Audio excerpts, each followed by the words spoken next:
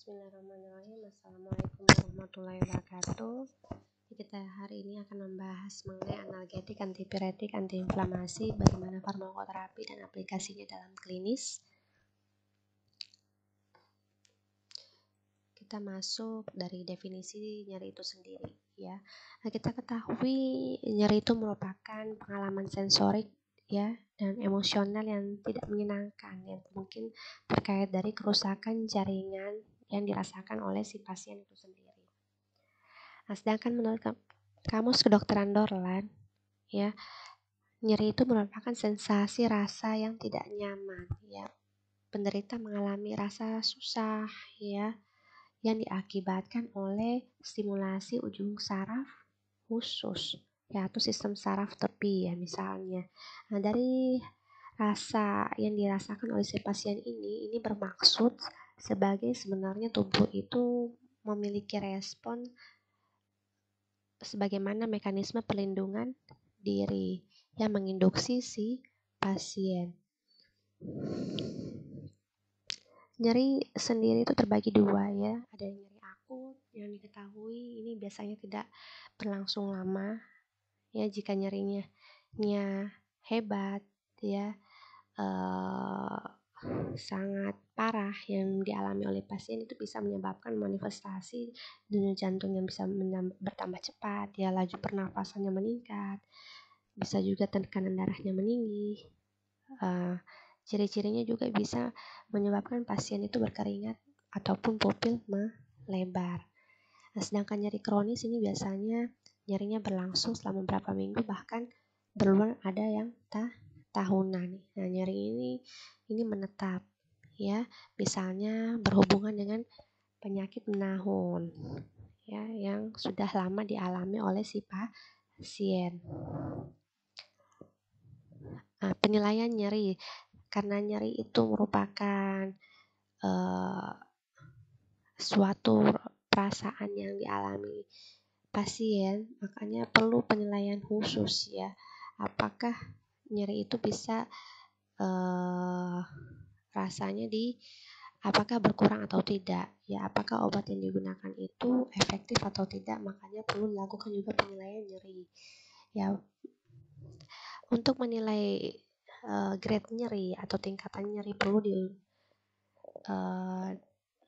dilakukan, ya, atau dilakukan wawancara pada si pasien untuk memerlukan informasi-informasi subjektif sehingga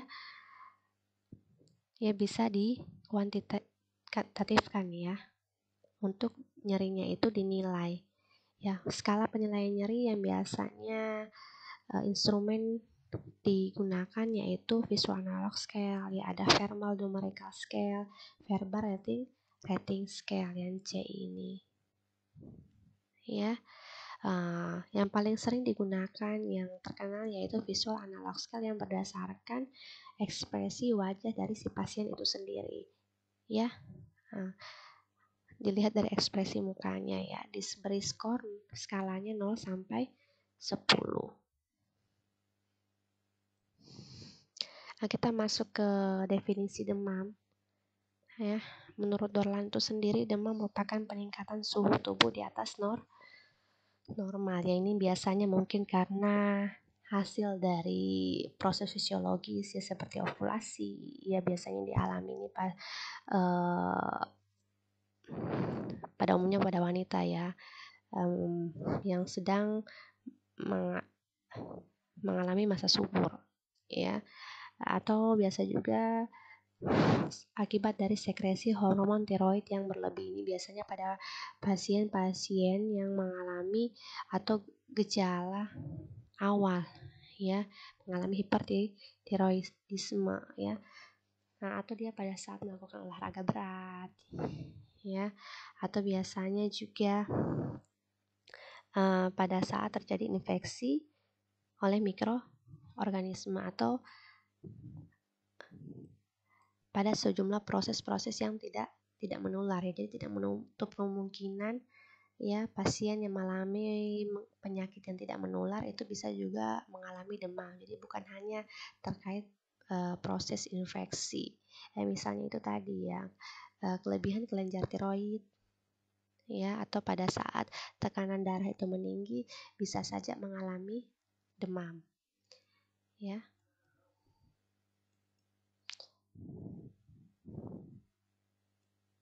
Nah, ataupun penyakit apapun yang ditandai oleh peningkatan suhu tubuh. Nah, tadi ada juga sekresi hormon tiroid. Kenapa sebenarnya sekresi hormon tiroid itu bisa menyebabkan demamnya? Nah, ternyata salah satu juga fungsi dari hormon tiroid itu sendiri bisa menaikkan dan menurunkan suhu tubuh terhadap proses pembakaran kalori yang dilakukan oleh tubuh. Jadi ketika sekresi hormon tiroid itu berlebih, bisa juga terjadi peningkatan suhu tubuh yang sangat berlebihan ya, atau signifikan. Nah, suhu tubuh yang normal berapa ya? Diketahui yang normal yaitu kisaran 36 sampai 37. Nah, itu dikatakan normal. Bagaimana sih caranya mengukur suhu tubuh? Ya, bisa melalui oral, ya, telinga, rektal ataupun aksilia, ya. Tingkat akuratnya yang paling bagus yaitu melalui oral, sedangkan yang paling sensitif itu melalui rektal, ya. Nah, ini adalah suhu tubuh normal berdasarkan umur ya. Jadi umur 0 sampai 2 tahun ya, yang normalnya itu 36,6 sampai 38 itu masih bisa dikategorikan normal. Apa saja obat-obatan yang dapat menyebabkan demam ya?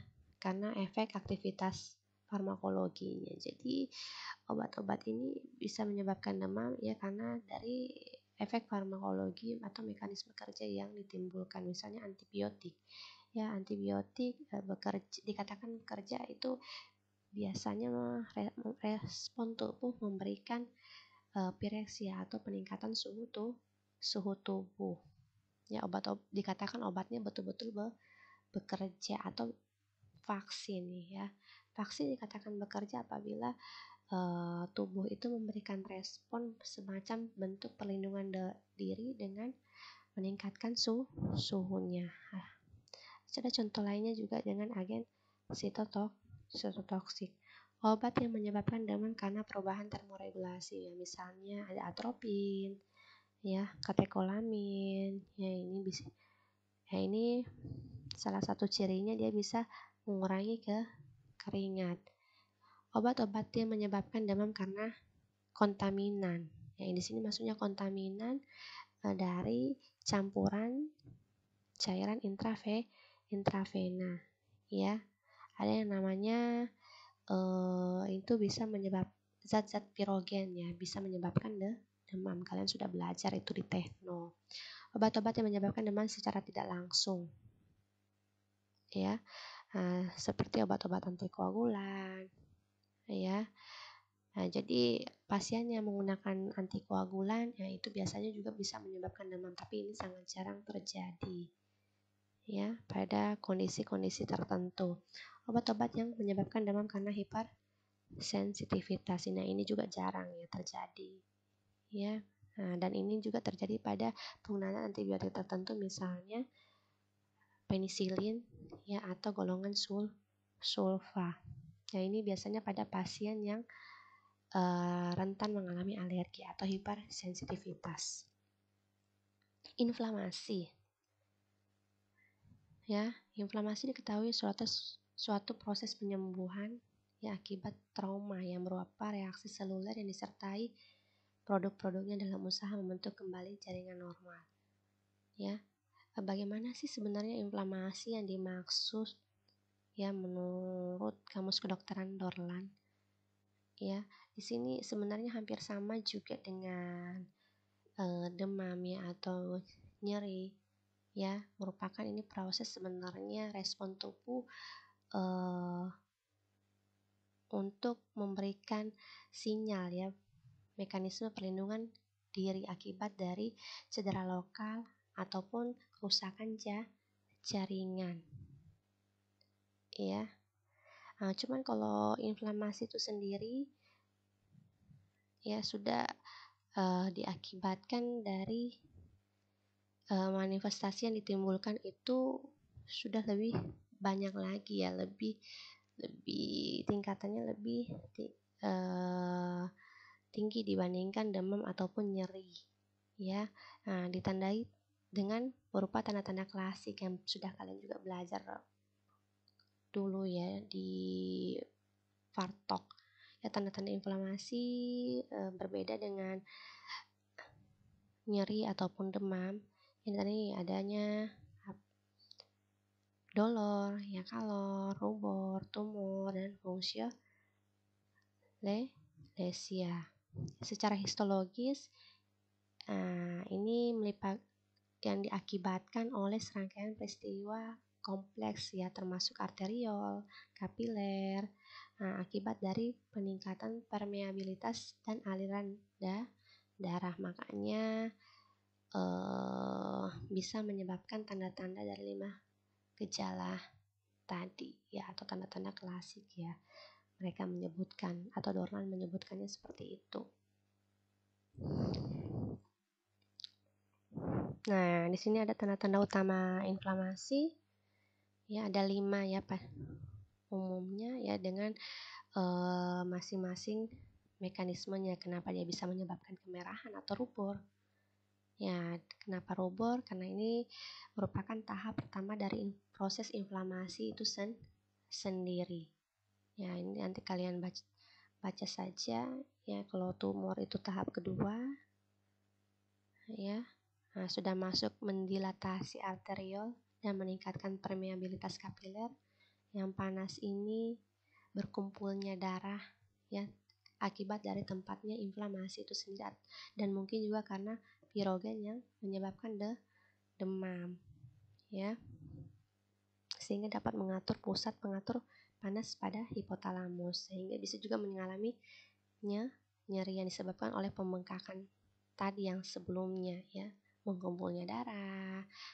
Dari nyeri ini dia melepaskan mediatornya nyeri, masuk ke hilangnya fungsi. Ini akibat dari proses yang sebelumnya ya, akibat dari tempat berkumpulnya cairan ya, di daerah yang terjadi inflamasi dan karena rasa nyeri sehingga mengurangi mobilitas pada daerah yang terkena ya, atau yang terganggu. Jadi apa sih sebenarnya, bagaimana terapinya ya, kapan dia dikatakan anti nyeri ya, atau anti analgetik, antipiretik maupun anti inflamasi ya, tergantung dari itu tadi ya, bagaimana si pasien membutuhkan obatnya ya.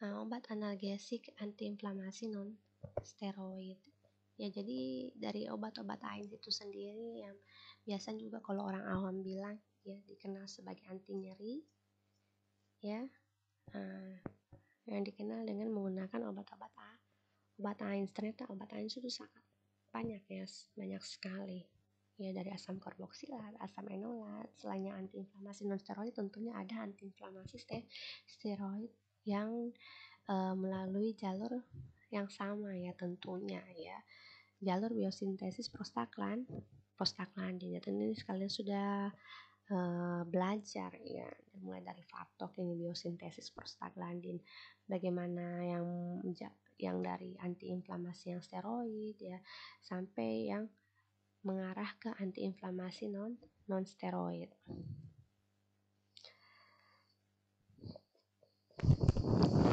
Beberapa jenis analgetik yang bisa membantu mengurangi nyeri terbagi atas 3 ya, yang paling dikenal. Ada yang opioid, narkotik, ada yang non-opioid, dan ada yang adjuvan. Kenapa dikatakan adjuvan? Ya, karena ini biasanya diberikan bukan karena nyeri, tetapi pada keadaan tertentu bisa meredakan nyeri. Ya, ini contohnya beberapa antidepresi. Ya, juga merupakan analgetik non-spesifik dan digunakan untuk mengobati berbagai jenis nyeri yang menahun. Ya, termasuk nyeri punggung bagian bawah, misalnya sakit kepala dan nyeri neuropatik. Nah, ini yang biasanya juga makanya disebut analgetik adjuvan. Ya, nah ini untuk golongan yang antidepresan. Ya, nah kita masuk dulu yang bagaimana sih sebenarnya farmakoterapi nyeri itu sendiri, mekanisme kerjanya di dalam tubuh. NSAID sendiri dia menghambat sintesis prostaglandin ini di sistem saraf perifer. Sedangkan yang golongan opioid, ya dia mengalami transmisi, ya modulasi. Bagaimana caranya dia menghasilkan efek antiinflamasi maupun analgetik, dia melalui transmisi dan modulasi stimulasi nosiseptor dari sistem saraf aferen ke medula spinalis, ya. Sedangkan yang modulator nyeri, ya golongan opioid yang lain, ya misalnya morfin, tambah derivatnya, ya golongan-golongan adrenergik, ya. Ini langsung mengalami modulasi ke sistem saraf pusat, ya, ke sistem sarafnya, ke reseptornya masing-masing, ya.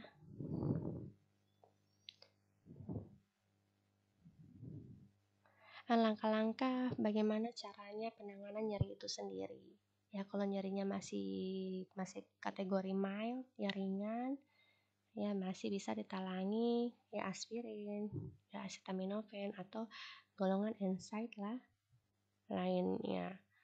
Ya, kalau yang sedang, ya acetaminophen atau bisa menggunakan aspirin ditambahi itu tadi, ya. Analgetik atau anti nyeri yang bersifat adjuvan, ya. Kalau severe pain, ya ini yang sudah kategorinya yang lebih tinggi lah lagi, ya, untuk analgetik adjuvannya.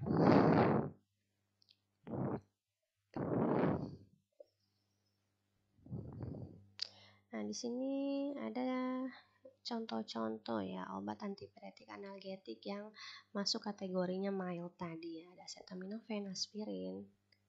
Ya, di sini aspirin yang untuk kategorinya dia sebagai analgetik antipiretik yang dosis tinggi, dia dosis rendah itu sebagai antiplatelet. Ada ibuprofen, ya ada tramadol. Ya. Nah, ini dosis lazimnya, ini adalah dosis anak-anak. Nah, untuk aspirin ya perlu diperhatikan di sini ya toksis dose-nya, dan tidak boleh juga ini sebenarnya digunakan pada anak karena bisa menyebabkan sindrom Rey. Ya, yang paling aman itu kalau untuk anak-anak sebenarnya adalah acetaminophen. Ya. Apa sih yang paling sering di pasaran yang dijual untuk anak-anak, yaitu perlu hati-hati ya. Jadi penggunaan aspirin sebenarnya ini agak jarang direkomendasikan terutama pada anak-anak ya, karena bisa menyebabkan sindrom Rey. Analgetik non-opioid. Nah, semua analgetik non-opioid kecuali acetaminophen merupakan obat anti-inflamasi non-steroid, yaitu tadi ya, bekerjanya melalui dua cara, ya, mempengaruhi sistem prostaglandin dan mengurangi peradangan. Begitu juga ya antiinflamasi yang steroid, ya dia juga mempengaruhi sistem prostaglandin, kecuali acetaminophen melalui mana? Nah, nanti kalian ingat-ingat lagi ya, dia melalui jalurnya khusus, dia mengatur hipotalamus di otak langsung COX-3 ya. Ya di sini beberapa ya obat-obat AINS ya, dan bagaimana dosisnya. Ya di sini ada beberapa kolom komentar yang bisa menambah pengetahuannya kalian. Ya. Nah, di sini ada obat-obat ibuprofen, ini golongan-golongan asam propionat, ya, ada naproxen. Ya.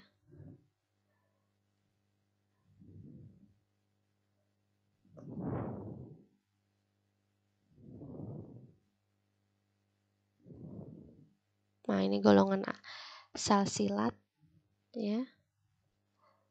Dengan dosis masing-masing, dosis lazimnya, ya, intervalnya, ya, berapa frekuensinya per hari, ya, setiap 12 jam.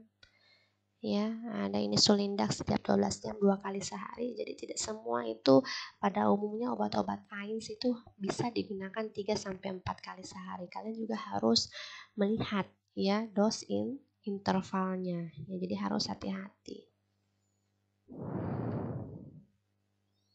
Ya, ini ada golongan enolat ya, meloxicam, peroxicam. Ya.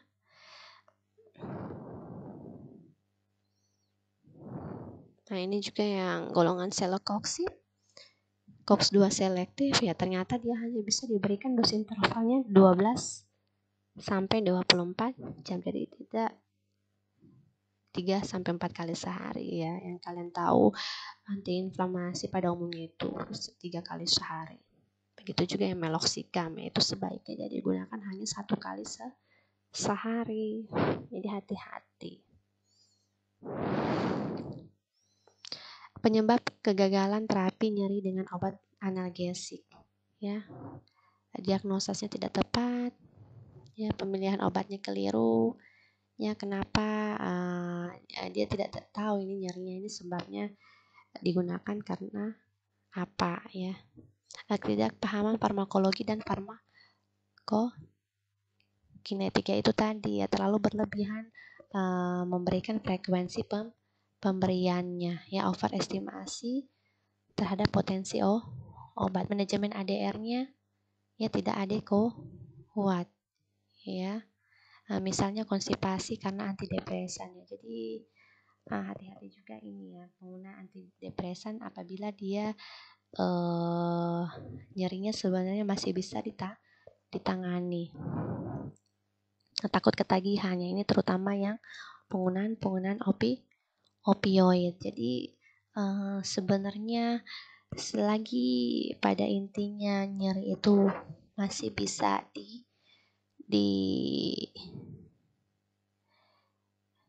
ditalangi oleh si pasien, yang masih bisa ditahan oleh si pasien ya, sebaiknya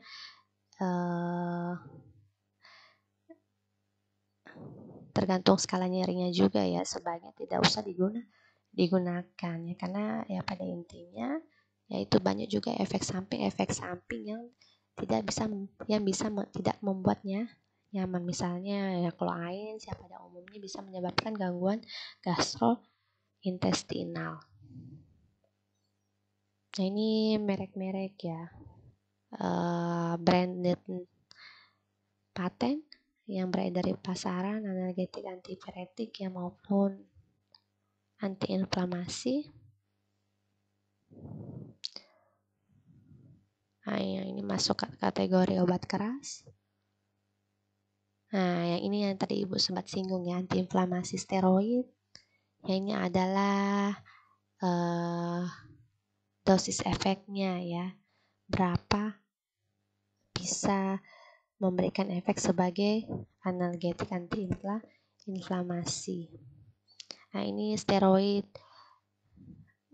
bagaimana indikasinya digunakan ya pada klinik.